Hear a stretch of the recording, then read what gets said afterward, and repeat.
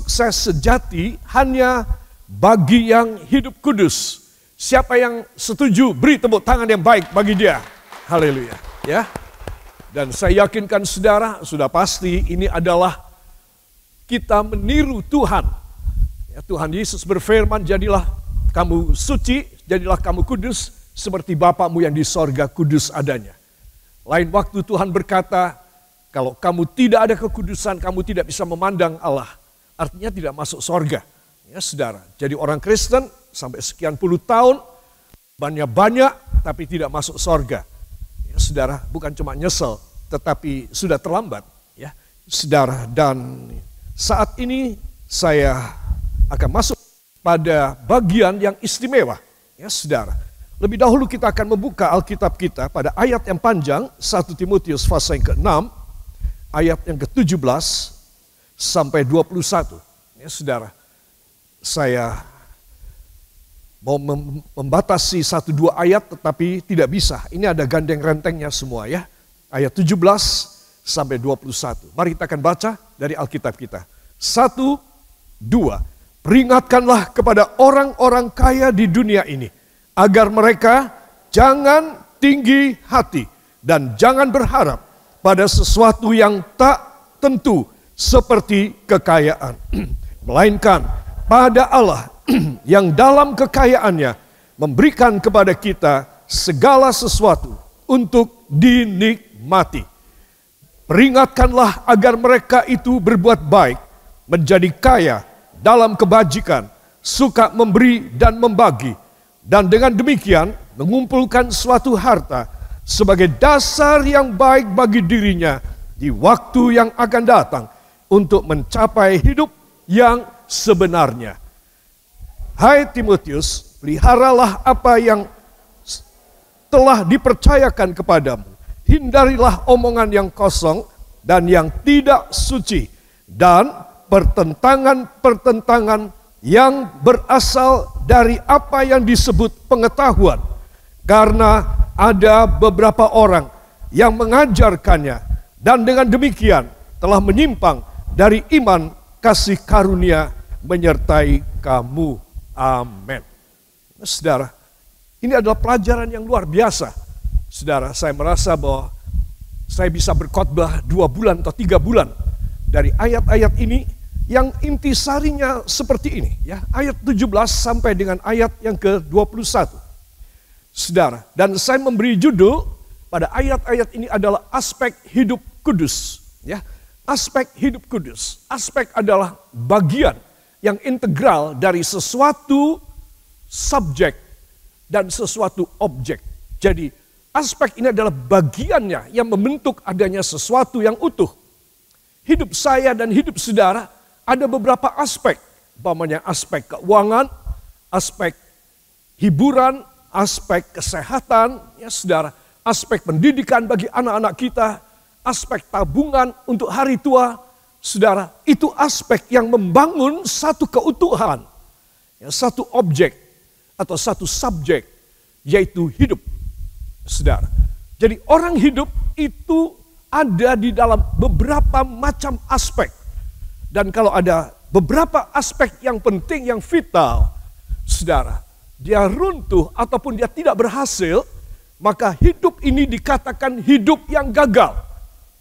Ya, saudara, itu sebab kita bisa mengerti betapa pentingnya hidup yang tidak gagal. Ya, itu sebab saudara, saya akan mengajak semua saudara aspek hidup yang kudus berdasarkan 1 Timotius 6 ayat 17 sampai 21 tadi. Ya, perhatikan. Ada 7 perkara yang istimewa.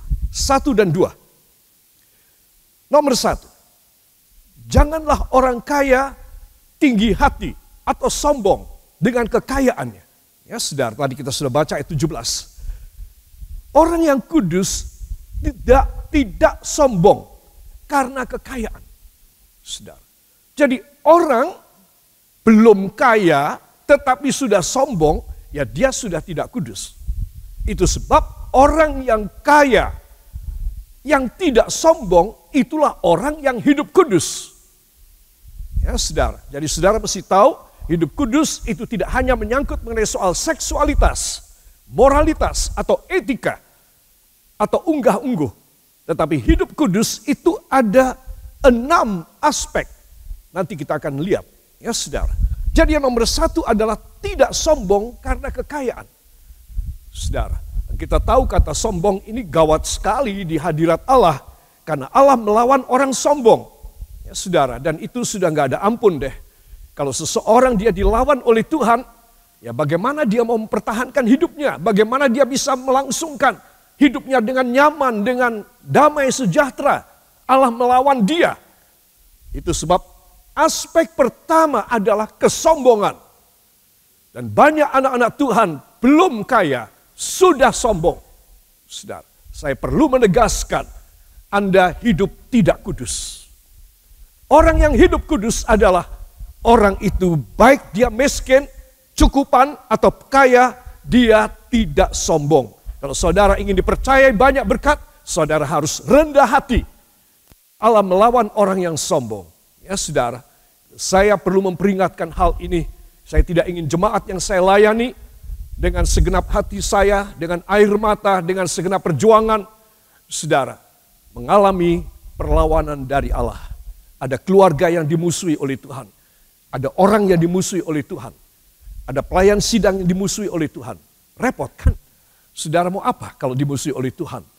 Itu sebab saya ingin mengajak semua saudara untuk belajar rendah hati.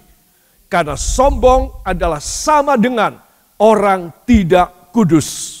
Ya, jadi ini harus diperhatiin sesuai dengan ayat yang kita baca tadi. Yang kedua, tidak mencari kenikmatan yang berdosa. Sebab dalam ayat 17 dari 1 Timotius 6, kalimat yang terakhir, untuk kita nikmati. Dus Tuhan bisa memberi kepada barang siapa yang hidup kudus kenikmatan dari Tuhan. Katakan kenikmatan dari Tuhan. Saudara, nah di sini aspek kedua inilah termasuk di dalamnya segala pelanggaran seksualitas, etika, moralitas, perselingkuhan dan lain sebagainya. Itu ada pada nomor 2 ini. Saudara. Jadi orang yang kudus tidak mencari kenikmatan yang berdosa. Jadi orang yang mencari kenikmatan yang berdosa, disinilah yang terlibat masalah seksualitas. Ya saudara, nah disinilah pentingnya. Tapi orang-orang cuma mengetahui tidak kudus adalah soal seksualitas. Tidak, dia hanya bagian dari aspek kedua. Karena orang mengarah kepada hal tersebut, kepada kenajisan karena ingin mencari kenikmatan. Ya, saudara. Jadi kita mesti tahu bahwa hidup kudus itu ada 6 aspek yang penting sekali. Saya dan Anda perhatikan. Ya, saya ulangi, tolong saudara jawab. Aspek pertama apa? Tidak boleh sombong kalau diberkati oleh Tuhan. Amin. Orang yang sombong, dia satu, dia hidup tidak kudus. 2, berhentilah Tuhan memberkati dia. Ya, jadi itu artinya hidup kudus. Aspek yang kedua, orang kudus adalah dia tidak mencari kenikmatan yang berdosa. Ya, tadi saya sudah jelaskan. Yang ketiga, sebaliknya, orang yang kudus adalah orang yang kaya dalam segala kebajikan dan perbuatan berbagi atau berkorban. Ya, saudara. Tadi kita sudah baca ya, kaya dalam kebajikan dan pengorbanan. Ini orang yang kudus. Jadi saya dan saudara harus membawa hidup saya, hidup saudara kepada apa yang menjadi kehendak Tuhan. Jangan hanya pada satu hal saja yang saudara ketahui. Itu pengetahuan sudah kuno. Sekarang ada 6 aspek yang kita harus perjuangkan. Terus orang hidup kudus tidak gampang, saudara. Ya. Dan selanjutnya yang keempat, menimbun harta di sorga. Janganlah engkau hanya memikirkan harta di dunia, tetapi biarlah engkau memikirkan harta yang di sorga. Yang Tuhan ingin saya dan saudara kita menimbunnya, kita menabungnya. Saudara, bagaimana caranya? Yaitu dengan kita berkorban, dengan kita melayani dengan baik-baiknya. dengan ketulusan dan kerendahan hati kita, kita sedang menimbun harta di sorga. Itulah orang kudus. Amin. Jadi kita melihat di sini ada dari 4 ini, saudara, ada 2 kali Tuhan ingin untuk kita berbagi, untuk kita menyebar kebaikan, untuk kita berkorban. Itulah orang yang menjalani satu hidup yang kudus di hadapan hadirat Allah. Yang mau beri tepuk tangan bagi dia. Yang kelima, janganlah berbicara kosong. Jangan bicara omong kosong. Berarti bicara yang berisi dong. Katakan, saya tidak boleh omong kosong. Bicara saya harus berisi. Harus berbobot. Ya, ini maksudnya. Omong kosong berarti tidak suci. Ya, itu sebab orang yang suci adalah orang yang bicaranya berisi dan suci.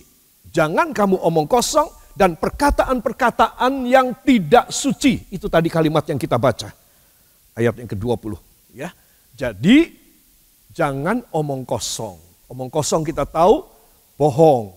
Bukan cuma bohong tetapi tidak ada isinya. Tidak ada bobotnya. Ya, tidak ada maknanya apa. Ya, cuma pembicaraan-pembicaraan yang sia-sia. Ya, saudara. Nah, orang dengan bicara yang tidak berisi, yang kosong, dan kata-kata yang tidak suci, itu namanya tidak kudus. Jadi kita harus mencari bicara yang berisi, yang berbobot, dan kata-kata yang benar, yang kudus. Amin. Barulah kita menjadi seorang yang suci. Ya, dan ini memang sesuatu perjuangan. Ya, saya selalu katakan hidup kudus itu perjuangan. Itu bukan gampang. Saya berdoa saya dapat, itu tidak. Saudara, saya berdoa saya minta kekuatan Roh Kudus. Selanjutnya saya harus menjalani. Dan saya dites oleh Tuhan. Kadang-kadang iblis juga mau mengetes saya. Saudara, itu sebab seorang yang mempunyai kekayaan rohani di dalam hidupnya adalah orang yang lebih mudah. Katakan lebih mudah hidup kudus daripada orang yang tidak punya kekayaan rohani. Jelas karena kita tidak ada yang memberi kekuatan, ya saudara. I just want to put stress about how we have to do the commandment of God, that we have to store our wealthy, spiritual wealthy in heaven. We not only just giving ourselves with a hard work so that we can save money or anything in this world, but we have to store all together. By what? By giving ourselves and our heart and our mind so that we can from all the commandments, all the promises of God. Dengan demikian saya dan saudara ini menimbun harta di sorga. Sementara kita hidup, kita bisa hidup dalam kekudusan. Apa sebab? Karena Tuhan menjamin kita.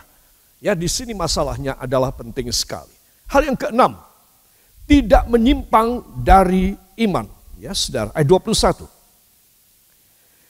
Karena ada beberapa orang yang mengajarkannya dan dengan demikian telah menyimpang dari iman. Saudara, orang hidup kudus adalah tidak menyimpang dari iman. Dan saya dan saudara harus sampai apa? Setengah mati atau sampai mati? Sampai mati. Anda dan saya harus tetap berpegang pada iman kita. Supaya apa? Supaya saya dan saudara pada akhir kehidupan, saudara, itulah nyala kita yang paling besar. Itu akhir hidup kita. Sebatang lilin, ketika dia masih panjang, nyalanya biasa. Dia semakin kecil, mendekati dasarnya di mana dia diletakkan, sudah lelehannya sudah banyak, apinya tambah gede. Betul apa tidak? Betul ya? Nah, saudara, lilin itu kalau sudah mau mati, dia apinya besar sekali. Saudara, jangan sampai saudara, saya dan Anda belum mati, apinya sudah mati dulu. Ya, saudara, itu tidak boleh. Itu sebab jangan menyimpang dari iman. Itulah hidup kudus. Karena itulah yang berkenan kepada Tuhan. Yang percaya, beri tepuk tangan bagi dia. Yang ketujuh, ya, itu sebab kesimpulannya. Nomor 7, angka sempurna. Kekudusan yang hakiki itu apa? Ya, saudara, kekudusan yang hakiki, kekudusan yang khas, kekudusan yang paling pokok, itu adalah terdapat di dalam 1 Yohanes 3 ayat 21 dan 22. Ya, mari kita akan membaca bersama, saudara. 1, 2. Saudara-saudaraku yang kekasih, jikalau hati kita tidak menuduh kita, maka kita mempunyai keberanian percaya untuk mendekati Allah. Dan apa saja yang kita minta, kita memperolehnya daripadanya. Karena kita menuruti segala perintahnya dan berbuat apa yang berkenan kepadanya. Amin. Karena kita mengikuti segala perintahnya dan melakukan apa yang berkenan kepadanya. Ya, saudara, di sini dalam ayat yang ke-21, saudara-saudaraku yang kekasih, jikalau hati kita tidak menuduh kita. Orang kudus itu kayak begini. Tidak ada tuduhan dalam hatinya. Dia tidak selalu deg-degan. Aduh, aku sudah bikin salah ini. Aduh, aku mau berbuat dosa ini. Tidak ada tuduhan. Maka dia orang yang kudus, orang yang benar. Ya, saudara. Itu sebab ayat nomor 7 inilah kesimpulan, konklusi yang saya perlu saudara masing-masing untuk kita mengetes diri kita. Mengoreksi, memeriksa, apakah ada tuduhan dalam hatiku. Ya, saudara. Ini bukan orang lain yang menuduh. Saudara. Ini adalah hati kita sendiri yang menuduh sama kita. Saudara. Gak ada orang tahu. Saudara. Saudara mau mengabaikan gak bisa. Dia terus bicara. Saya mencoba melupakan gak bisa. Dia terus kejar saya. Itu tuduhan dalam hati saya. Tuduhan dalam hati saudara. Jadi kekudusan yang paling hakiki adalah di mana saya dan saudara tidak bisa menghindar. Karena yang menuduh bahwa kita tidak kudus itu adalah hati kita sendiri. Ya, saudara, itu sebab kita mesti tahu nomor 7 ini adalah kuncinya seseorang boleh menerima apa saja yang dia minta kepada Bapa. Hebat kan? Hebat sekali. Saudara belum punya, saudara harus punya. Saya dan Anda harus memiliki. Supaya tidak ada yang mustahil di dalam hidup kita. Sudah tentu sesuai dengan kehendak Tuhan. No problem kalau dia tidak menghendaki, dia pasti menukar dengan memberi yang lebih baik dari yang kita inginkan. Yang percaya, beri tepuk tangan bagi dia. Itu sebab Tuhan itu bukan Allah yang kejam, Allah yang terlalu disiplin, yang saklek sekali sehingga saya dan saudara itu tidak berkutik sama sekali. Aku diperintahin aja, aku disuruh hidup kudus, aku harus menyangkali diri, aku harus mengangkat salib. Kapan senangnya aku? Nah, orang yang bilang begini karena dia tidak mengerti perjanjian Allah. Saudara, orang yang mengerti perjanjian Allah gak tanggung loh saudara. Ya, ayat 22 tadi kita sudah bacakan. Mari kita akan baca satu kali lagi, ayat 22. Dan apa saja yang kita minta, ulangi ya, 1, 2. Dan apa saja yang kita minta, kita memperolehnya daripadanya. Karena kita menuruti segala perintahnya dan berbuat apa yang berkenan kepadanya. Amin. Beri tepuk tangan bagi dia. Hebat loh saudara, ya. Saya merasa dan apa saja yang saya minta, saya dapat. Itu tidak selalu saya menerima. Itu berarti saya belum mencapai kekudusan seperti yang dikehendaki oleh Tuhan. Coba kalau saya dan Anda meminta apa saja kita terima, Itu sebagai satu indikator, sebagai satu pertanda, jarum petunjuk bahwa kita ada pada zona yang sesuai kehendak Allah. Sehingga apa saja yang kita minta, kita terima dari Dia. Wah, itu dahsyat sekali, saudara. Ya, kapan ya kita bisa ya? Kita akan bisa. Katakan, saya akan bisa. Bila saya hidup kudus. Ya. Tetapi kalau saya tidak hidup kudus, saya tidak bisa. Saudara. Dan saya cuma gelo, saya cuma dalam hati bilang, dia dapat ya, aku nggak dapat. Itu dia baru dapat lagi jawaban dari doanya dia. Doaku belum dijawab juga. Saudara-saudara, inilah konklusi kesimpulan nomor 7 ini. Ya, dari 6 aspek kehidupan saya dan Anda. Saudara, sekarang Tuhan ingin supaya ya, dan apa saja yang kita minta, kita menerima daripadanya. Karena kita menuruti segala perintahnya dan melakukan apa yang menjadi kehendaknya. Saudara, dahsyat sekali orang ini. Dahsyat sekali orang ini. Saudara, tapi saya yakin kita semua ada satu kerinduan. Tuhan, hamba sekarang ada banyak kemelut, ada banyak atau beberapa kemustahilan. Tapi hamba percaya, pelajaran ini akan memberi kepada hamba kesempatan untuk menerima yang ajaib dari Tuhan. Yang belum pernah hamba terima, Engkau akan beri kepada hamba. The special lesson that we have to learn about it is just the opening way of all the wonderful ways and amazing grace of God. And so many authoritative of God will be happen in your life, in my life. What's that? The only word is holiness. Kekudusan.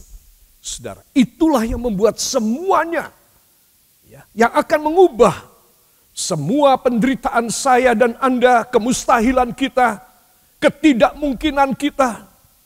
Kita mengatakan, dah aku nggak bisa mikir. Kalau aku mikir, aku jadi gila nanti. Aku nggak mau mikir. Kenapa kita mesti bilang begitu? Padahal kita dikasih jalan. Hiduplah kudus anakku. Kalau tidak ada tuduhan dalam hatimu, kamu kudus. Kalau kamu tidak ada tuduhan, minta apa saja. Coba, gampang kan? Susahnya di mana? Saudara. Jadi seringkali saya dan saudara nggak berani menjalaninya. Kita kebayang sulit sekali, gimana aku bisa hidup kudus zaman kayak gini, nggak mungkin deh. Saudara, tidak mungkin, siapa bilang tidak mungkin? Itu sekarang, saya dan saudara tinggal kita mau apa tidak. Katakan, tinggal saya mau apa tidak. Bila saya mau, tidak ada yang mustahil. Tidak akan ada tuduhan di dalam hati saya. Saat itulah apa saja yang saya mohon, Bapa memberi kepada saya. Amin. Haleluya. Ya, ini pelajaran penting sekali ya saudara. Dan menurut saya justru ini cara yang gampang untuk dapat. Ya. Siapapun kita yang hadir, kita mempunyai kerinduan. Saya mau minta. Saya mau minta. Saudara, ya. Dan saudara mesti tahu apa yang diminta itu mesti dapat loh. Saya teringat ketika saya dan adik-adik saya masih kecil, ya, saudara, di Surabaya dan di Madiun, maka center class itu setiap 5 Desember kalau tidak salah. Ya saudara, itu hari center class. Kemudian center class membawa karung yang berisi apa? Yang berisi hadiah. Hadiah seperti yang diminta oleh si anak. Saudara, saya mau tanya, saudara tahu nggak center class ini membawa hadiah kok persis seperti permintaan anak? Siapa yang ngasih tahu center class? Siapa? Orang tua ya, berarti saudara pernah ya. Nah, orang tuanya. Nah, sekarang kemudian tidak ada center class, lalu orang tua kita bertindak seperti center class. Betul? Jadi kita diminta, saya dan adik-adik harus menulis apa, pengennya apa. Ya, pengennya apa? Lalu tulisan itu ditaruh pada satu kaos kaki yang khusus, kaos kaki salju. Ya, kemudian ada rumputnya sedikit, kita masukkan di sana. Ya, dan kita dikunci di kamar, suruh tidur. Lalu papi mami saya membuka tulisannya, si Roy kepingin apa ini? Ya, nah kemudian langsung ketika hari sudah tiba, hari Sinterklas, maka tiba-tiba di bawah kaos kaki Sinterklas itu, kaos kaki merah itu, saudara, ada yang saya minta. Ya, saudara, nah ini adalah sulapan yang paling bodoh. Jadi apa yang kita minta kita dapat. Katakan, apa yang saya minta kepada Sinterklas pasti dapat. Apalagi apa yang saya minta kepada Bapa di sorga, saya pasti mendapat. Bila tidak ada tuduhan di dalam hati saya. Amin. Ya, ini penting sekali. Jadi anak-anak Tuhan, perhatikan kalau Sinterklas yang melegenda itu bisa memenuhi permintaan si anak-anak. Ya saudara, maka apalagi Bapak kita di sorga. Dia mendengar permintaan saya, dia mendengar permintaan saudara. Dan dia melihat tidak ada tuduhan dalam hati kita, maka dia pasti mengabulkannya. Amin. Ya, katakan dia pasti mengabulkannya. Bila tidak ada tuduhan di hati saya. Beri tepuk tangan bagi dia.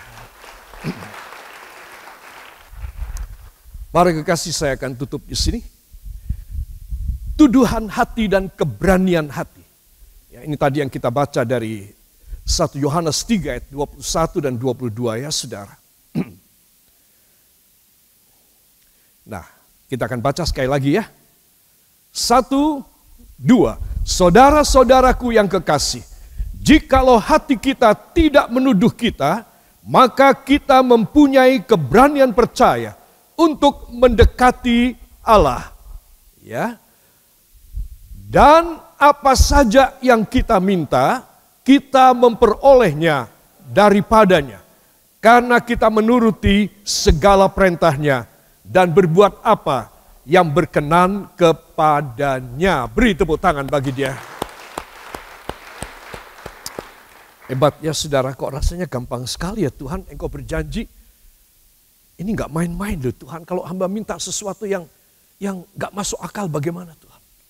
Sesuatu yang hamba tidak mampu, yang sangat sulit untuk dipikir oleh hamba bahwa hamba satu saat akan menerima dari Engkau. Apakah Engkau akan memberikan? Tuhan bilang, aku sudah janji.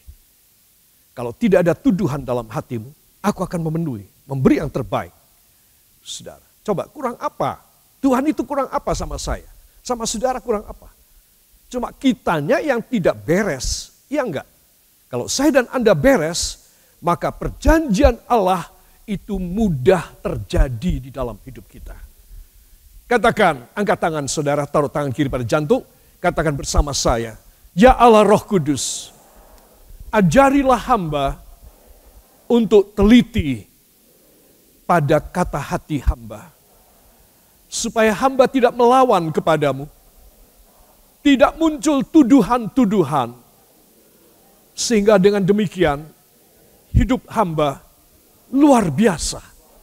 Bantulah hamba, karena seringkali hamba memiliki perkataan yang berbeda di dalam hati hamba. Itu sebab muncul tuduhan dan hamba gagal. Dalam nama Yesus, Engkau membantu hamba, mengurapi hamba, menambahi kepada hamba kuasa Roh Kudus-Mu, sehingga hamba bisa lulus dan berhasil pada ayat ini dalam nama Yesus. Amin.